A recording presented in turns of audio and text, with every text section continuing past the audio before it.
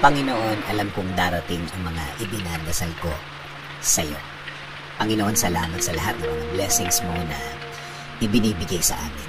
Salamat sa patuloy mong pagbibigay ng pag-aalaga sa amin. Araw-araw na kasama ka ay ang araw-araw na alam namin na we will be provided, Lord.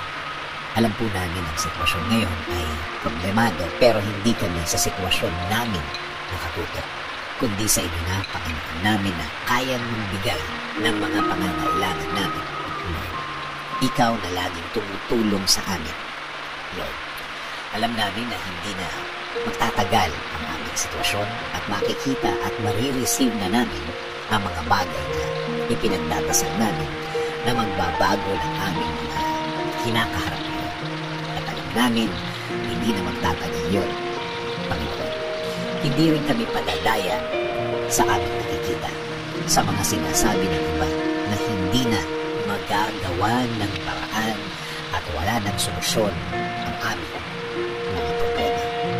Na ito daw ay mas lalala pa, na ito daw ay mas gagrabe pa, na kahit na daw ano ang gawin namin, ay wala ng pag-asa pang mabago ang mga nasa harapan ko, Panginoon.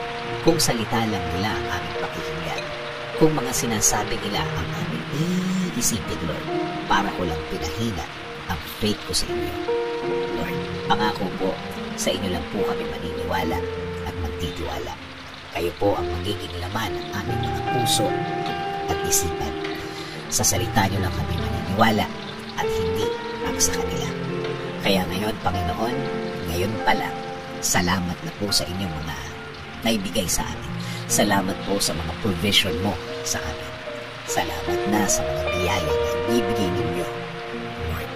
Kasama din po ng pasasalamat ng mga ibibigay ninyo sa akin at sa amin, Panginoon. Alam po namin na ang mga bagay na ibibigay ninyo sa amin ay hindi na magtatagal. Hindi na magtatagal ang aming pag-aantay. Salamat din po kasi alam po namin na hindi lang kami ang i-bless nyo. Kasama na po ang aming pamilya. Sila rin po ay makakatanggap ng biyaya ninyo, Panginoon. Alam po namin na hindi nyo rin sila pababayaan, Lord. And Lord, please bless our country. Kayo na po, Panginoon, ang bahala sa aming bayan. Please bless our government officials, Lord. Lead them and guide them always. Provide them with more wisdom. Give them the strength that they need, Lord. Lord, maraming salamat sa lahat. Sa lahat ng inyong ibinigay at ibibigay sa aming sarili, sa aming pamilya, at sa aming bayan. This is our prayer. In Jesus' name,